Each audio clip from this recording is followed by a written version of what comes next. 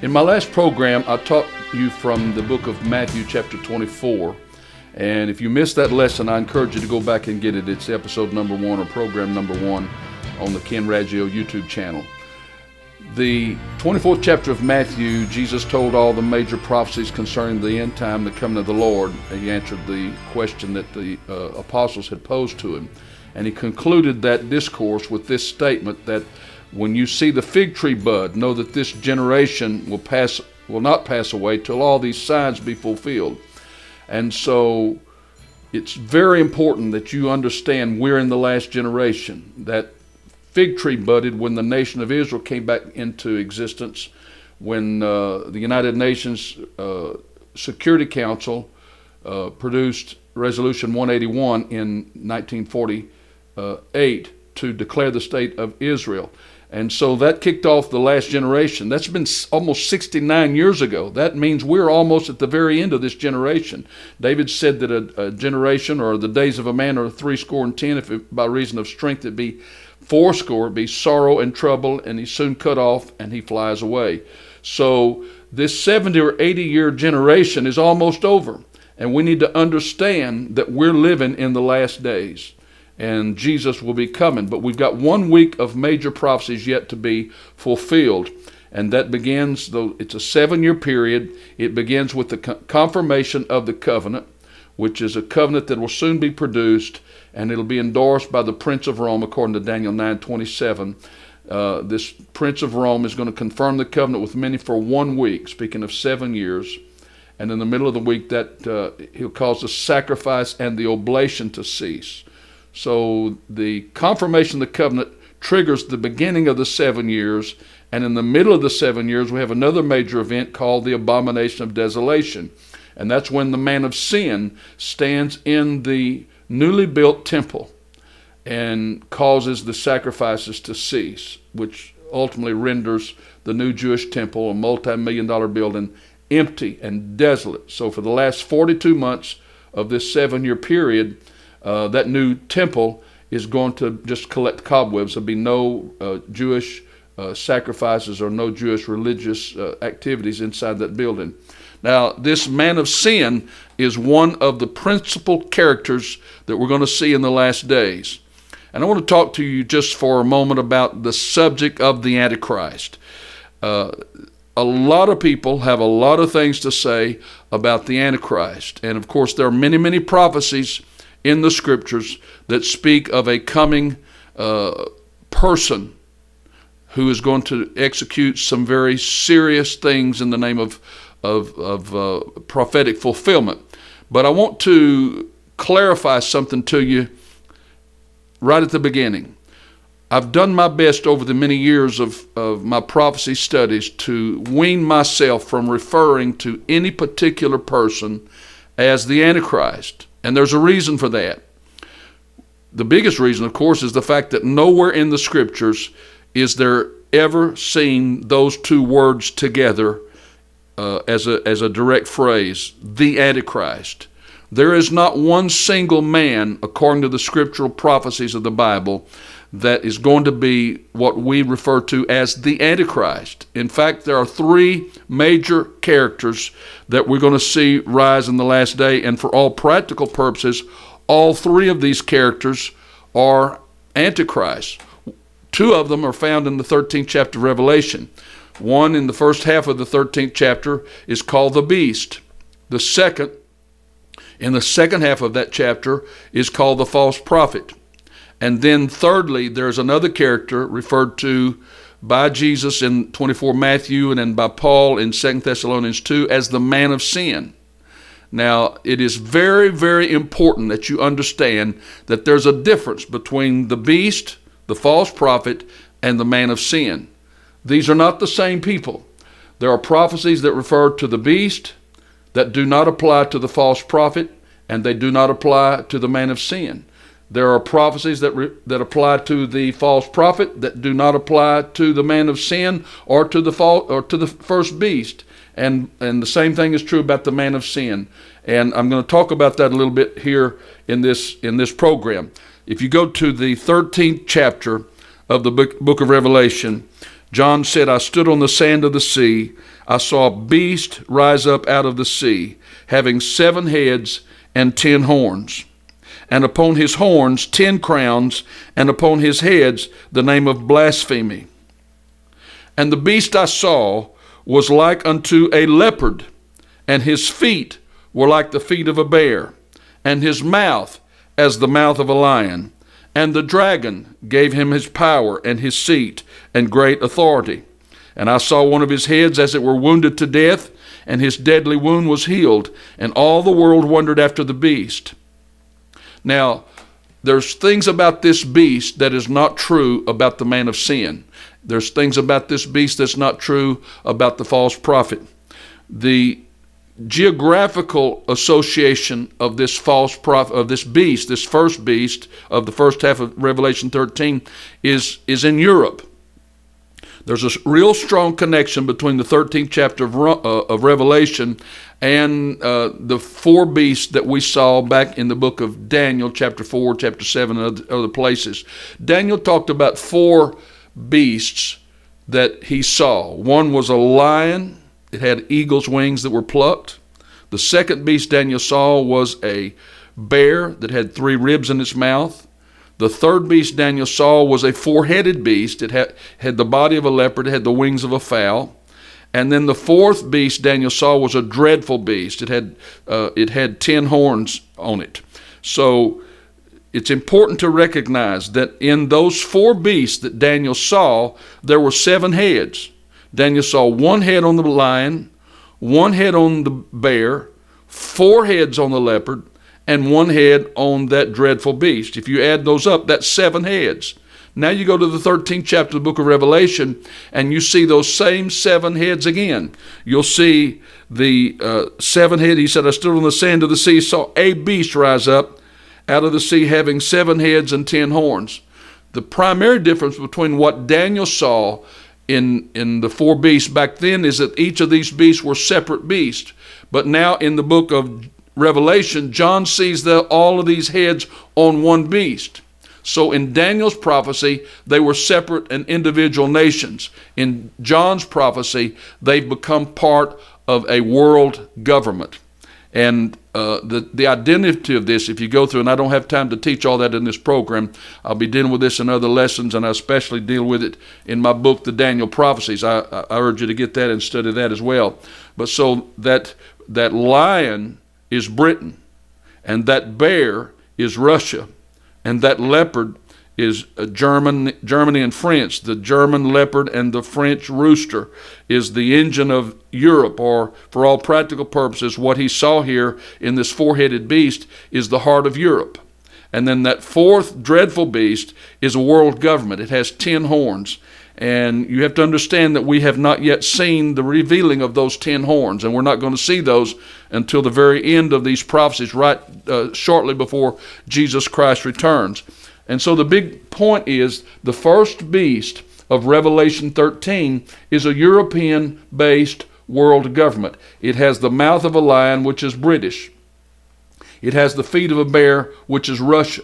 It has the body of a leopard and the wings of a fowl. So that is Germany and France. Germany and France comprise the heartland and the financial and economic engine of Europe. So, and then that 4th beast, that 10 horns, is a world government. It's a conglomeration of many governments that's come together. In fact, one of the verses tells us that in the last moments just before Jesus comes, those 10 kings will give all their kingdoms to that beast. These are 10 nations that are going to completely surrender their sovereignty to this man of sin. And so this is important to understand. This is the first man, and some people call this man the Antichrist. And it's true. He is an Antichrist, but he is not the only Antichrist. He is Antichrist, but he is more accurately called the first beast of Revelation 13. And then we come to this second beast, and that's in the 11th verse of chapter 13 Revelation. I beheld another beast coming up out of the earth. He had 2 horns like a lamb, and he spake like a dragon. Now, other verses in Revelation tells us that the dragon is, or the serpent is that old, is the devil or Satan. And so this tells us that this second beast speaks like a lamb. Well, there's no greater lamb in all the world than the Lamb of God, Jesus Christ. And this man speaks like a lamb, but he has two horns like a lamb. In other words, he gives the appearance, or he poses as a lamb, but he speaks as a dragon. He looks like he's impostor of Christ, but he has the voice and the mind of the devil himself. He exercises all the power of the first beast before him. He causes the earth and them which dwell therein to worship the first beast, whose deadly wound was healed. He doeth great wonders, so that he maketh fire come down from heaven on the earth in the sight of men. And there's a lot of things else said about this man. I'm just telling you very plainly and up front. This is speaking of the Pope of the Roman Catholic Church. And verse 15 said he had power to give life to the image of the beast, that the image of the beast should both speak and cause that as many as would not worship the image of the beast should be killed. And he causeth all, both small and great, rich and poor, free and bond, to receive a mark in their right hand or in their foreheads, and that no man might buy or sell, save that he had the mark, or the name of the beast, or the number of his name. Here is wisdom. Let him that hath understanding count the number of the beast, for it is the number of a man, and his number is 666. So this first beast is the head of a European-based world government. This European-based world government has the mouth of a lion, which is Britain. It's an English-speaking world government. It has the feet of a bear. That tells me that Russia is going to be a major player of this European-based world government. It's going to have the heartland of Germany and France in it, but it's going to be a world government. That's the nature of this dreadful beast that Daniel saw and that John saw. So this is a European-based world government, and this false prophet gives power to that. And if you read my book, The Daniel Prophecies, then you understand that the Pope and the Roman Catholic Church have for almost 1,700 years been the force behind this European engine. From the very days of the Roman Empire, when the Catholic Church was born in the 2nd and 3rd and 4th centuries, it ultimately became, in the 9th century, the Holy Roman Empire, so that the Roman Catholic Church became a driving force in this European-based government. And so the Pope gives power to this European-based world government. And take note of this. It is the false prophet. It is the Pope that causes the mark of the beast to be introduced. It's not the first beast. It's the second beast, the Pope of the Roman Catholic Church. And if you'll study out the history of the Catholic Church, you'll see that the Catholic Church is behind the whole development of not only the European governments for hundreds of years, for many centuries, but the Catholic Church is also behind the creation of the world banking system. The money of the Roman Catholic Church was invested with the Rothschilds back in the 1800s, and the entire world banking system today was birthed and started in effect by the great wealth of the Vatican treasuries back there. So I don't have time to teach all that, but just to tell you that the Roman Catholic Church is going to be, according to these prophecies, the driving force behind the mark of the beast. Now, let me talk about this third person, the man of sin. Jesus said that when you see this man spoken of by Daniel, I'm going to go ahead and read that prophecy from Daniel first off here.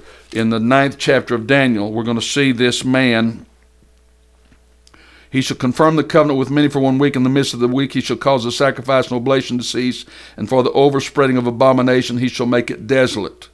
Now, the world government and the Pope have enormous power in the world. You can see that in the everyday news. The United Nations right now is the driving force of world government, and it's based in New York. I expect to see, as time goes by, that this power base is going to shift to Europe. We've got the Palace of Nations in Geneva, Switzerland right now is actually much larger physically than the United Nations Tower in New York.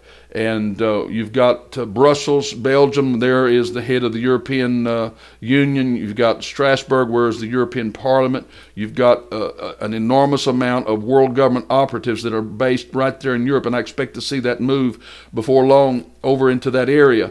But the Pope and the world government, this first beast, is going to have a lot of say in what takes place in the Middle East in the last days.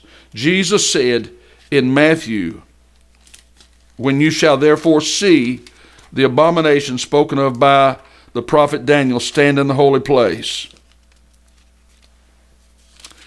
then let them which be in Judea flee into the mountains. Let them which is on the housetop not come down to take anything out of his house, neither let him which is in the field return back to take his clothes. Woe unto them that are with child, and to them which give suck in those days. Pray that your flight be not in the winter, neither on the Sabbath day. For then shall be great tribulation, such as was not since the beginning of the world to this time, no, nor shall ever be. And except those days should be shortened, no flesh would be saved." Now, I want to connect this prophecy. Jesus tied his teaching of Matthew 24 with Daniel 9, but in 2 Thessalonians, Paul tells us a little bit more about this event. In 2 Thessalonians 2, Paul said, "Now we beseech you, brethren, by the coming of the Lord Jesus Christ, and by our gathering together unto him." Get that, the coming of the Lord and our gathering together unto him. That's talking about the first resurrection of the righteous dead and the catching away of those that are alive and living for God, those born-again believers.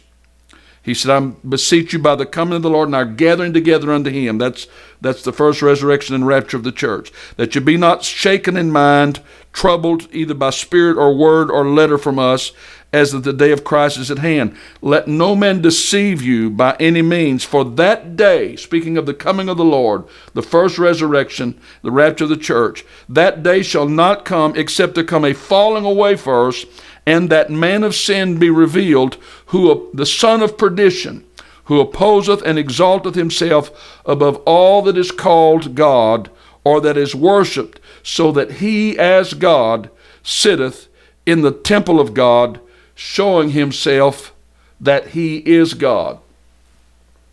Now we come to this third character, this third Antichrist, if you please. All these men are Antichrists. Neither one of them are the single, solitary Antichrist. There are three evil men who are going to play major roles in the last days. This man of sin, I want to take you back to the book of Isaiah for a moment and show you a prophecy that Lucifer himself declared in his day. And Isaiah tells us about it in 14:13. "For thou hast said in thine heart, I will ascend into heaven. I will exalt my throne above the stars of God. I will sit also upon the mount of the congregation in the sides of the north. I will ascend above the heights of the clouds. I will be like the Most High. Yet thou shalt be brought down to hell, to the sides of the pit." It's important that you understand this prophecy, because this man of sin is also going to meet Jesus Christ when he comes. Now, John told us in Revelation that when Jesus comes, the beast and the false prophet are going to be cast into a lake of fire. But they are not the only two that he's going to judge when he comes. When Jesus comes, I want to show you a prophecy in Isaiah 14:24. "The Lord of hosts has sworn, saying, Surely as I have thought, so shall it come to pass. And as I have purposed, so shall it stand, that I will break the Assyrian in my land, and upon my mountains tread him underfoot. Then shall his yoke depart from off of them, and his burden depart from off their shoulders. This is the purpose that is purposed on the whole earth, and this is the hand that is stretched out upon all the nations. For the Lord of hosts hath purposed it, and who shall disannul it? And his hand is stretched out, and who shall turn it back?" This is an end time prophecy. This is a prophecy about the last days. It's an Armageddon prophecy. This is telling us that the Lord is going to meet a man of sin. He's called the Assyrian here, on his holy mountain. I want you to get this. Lucifer has always wanted everything that God wanted, and especially to sit in that holy mountain, in the mount of the congregation, in the sides of the north. Lucifer said that. God answers him and says, I'm going to break the Assyrian in that place. I want you to see this. Lucifer's dream is going to be fulfilled in that man of sin. Some people have said that the man of sin will be the incarnation of Lucifer. I won't go that far to say it, but I do say that he will be demon possessed. He will literally be possessed by Lucifer, and this man of sin will come there to accomplish what Lucifer himself had always desired to accomplish, and that is to sit in the mount of the congregation in the sides of the north. Now, if you go to the Temple Mount in Jerusalem today, and you stand outside the Dome of the Rock, on that plateau there, between the Dome of the Rock and the ancient fortress of Antonio, and which is now the Muslim quarter, you'll be standing right there in the mount of the congregation in the sides of the north. This is exactly where the man of sin is going to meet Jesus Christ when he comes, because this is the guy that's going to stand in that holy temple that's being built in the last days. And he is the man that's going to commit the abomination of desolations and is going to cause the sacrifice and the oblation to cease. In my book, The Daniel Prophecies, I teach an entire chapter from the book of Daniel, chapter 11. It is absolutely necessary that you understand the teachings of the latter part of Daniel 11, or you'll never understand these teachings about the man of sin. You'll never understand, because there's several titles. He's called the man of sin. He's called the son of perdition. He's called the little horn. He is also called the king of the north.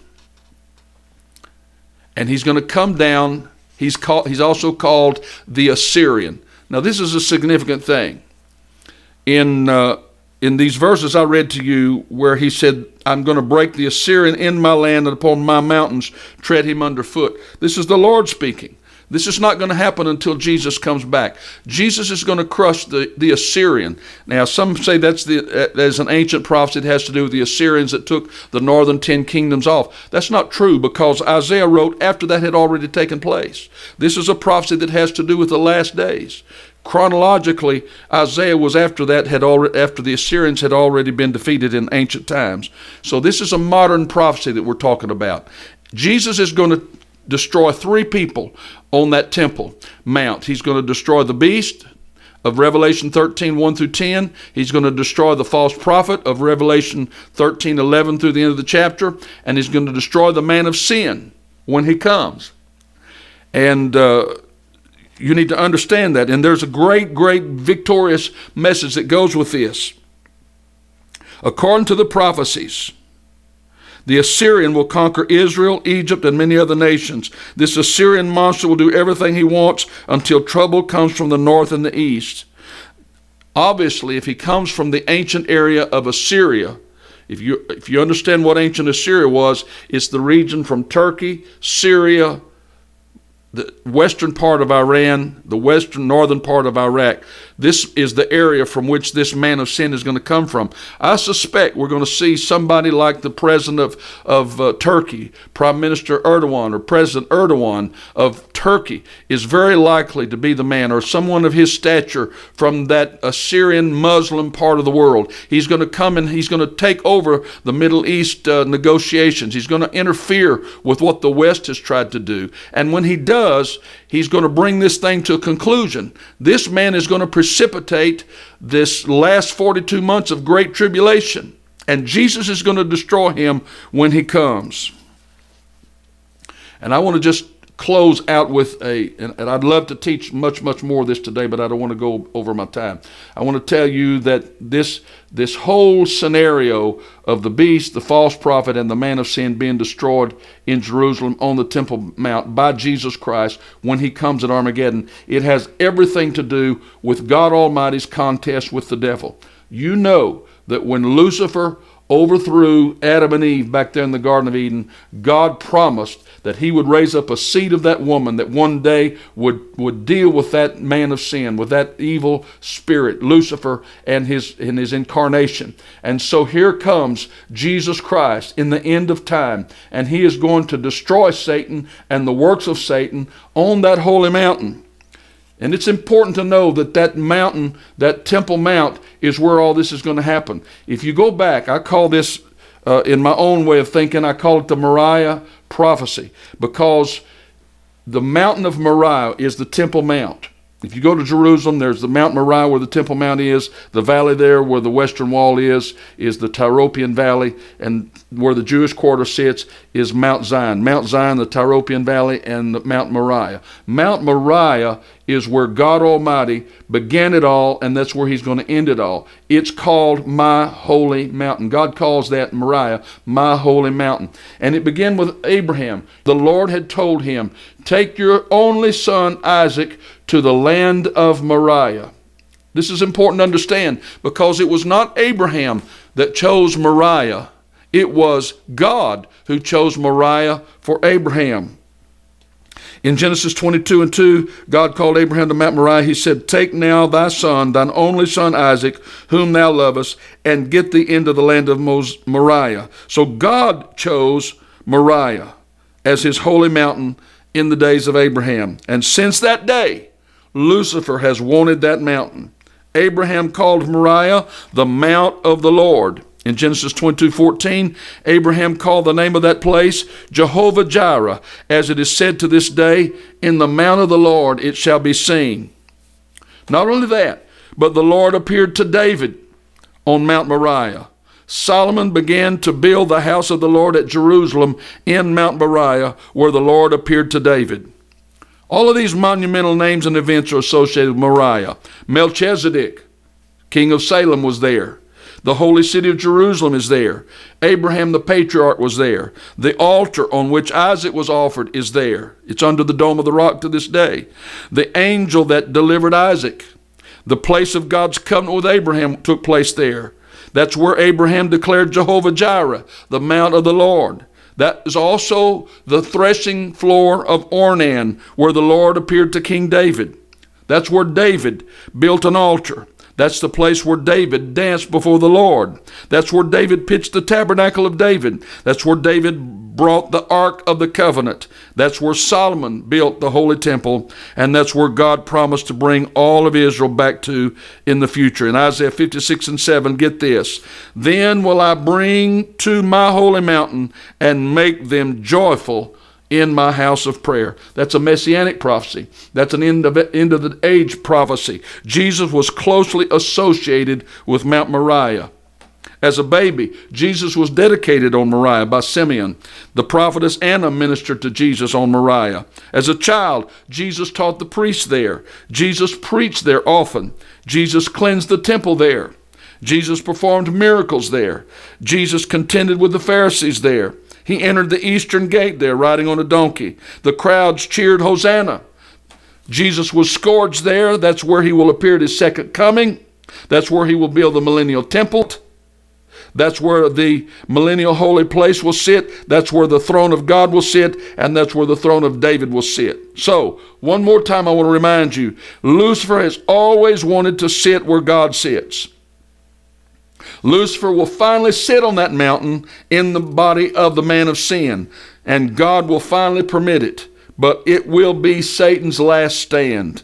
In Isaiah 14, he said, I will sit upon the mount of the congregation, the sides of the north. But God answered Lucifer back. In Ezekiel 28:16, he said, I will cast thee as profane out of the mountain of God, and I will destroy thee, O covering cherub. I want you to understand, this is the principal man of sin. This is the principal Antichrist. We had the beast of the world government. We have the false prophet of the Catholic Church. But we have this Assyrian man of sin. He's not Roman. He doesn't live in Rome. The Bible said he planted his palace between the seas, which is between the Mediterranean and the Dead Sea. This man is an Assyrian. He's a Muslim, and he lives in the Holy Land.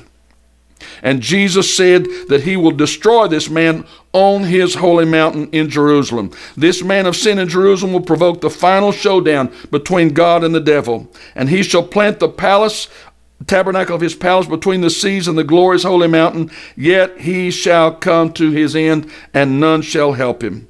God said to Lucifer, this man of sin, I will cast you as profane out of this mountain. I will destroy you. I will break the Assyrian in my land. This is the purpose that is purposed upon the whole earth. We should pay attention to this divinely identified purpose. The Lord of hosts has sworn, saying, I will break the Assyrian in my land, and upon my mountains tread him underfoot. Then shall his yoke depart from off them, and his burden depart from off their shoulders. This is what I'm telling you. All the enemies of Israel today, the world government's against Israel. The Roman Catholic Church is against Israel. And Islam itself is against Israel. And the head of all three of these world powers is going to come to bear against Jerusalem. All the nations of the world are going to come against Jerusalem in the end. The beast, the false prophet, and the man of sin. And that's when Jesus Christ is going to come back, and he's going to destroy all three of them. He's going to break their yoke off of Israel forever. Israel will be brought back into the land. The Bible tells us that in those 1,000 years of the kingdom of Christ, Israel is going to be like the Garden of Eden. All the nations of the world, all the saved nations, the saints of God are going to rule and reign with Jesus Christ in the nations of the world. And for 1,000 years, Jesus is going to rule Israel and the Gentile church and all the world without any devil, without any beast, without any false prophet, and without any man of sin. Jesus Christ will be King of kings and Lord of lords. We will be